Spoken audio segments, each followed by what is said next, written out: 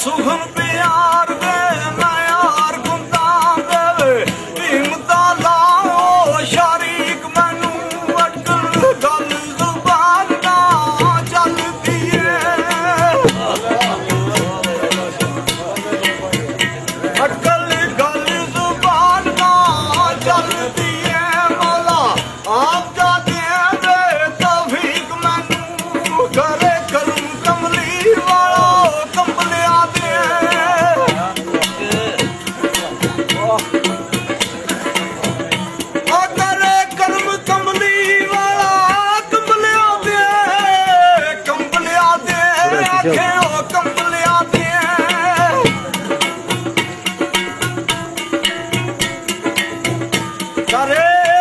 ਕਮਲੀ ਵਾਲਾ ਵਾਈ ਕੰਬਲਿਆਂ ਤੇ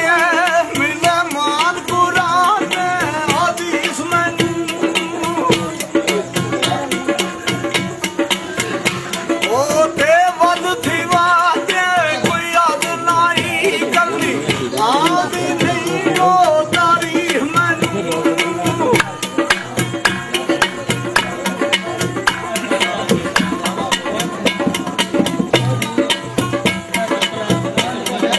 ਕਰਨੀ ਆਮਦੀ ਨਹੀਂ ਤਰੀਫ ਮੈਨੂੰ ਉਹ ਬਣਾਉਂਦੇ ਨੇ ਚੁੱਪ ਕਰਕੇ ਕਰਨੀ ਆਮਦੀ ਨਹੀਂ ਤਰੀਫ ਮੈਨੂੰ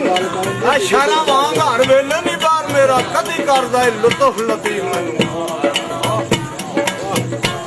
ਉਹ ਕੋਲ ਮੇਰੇ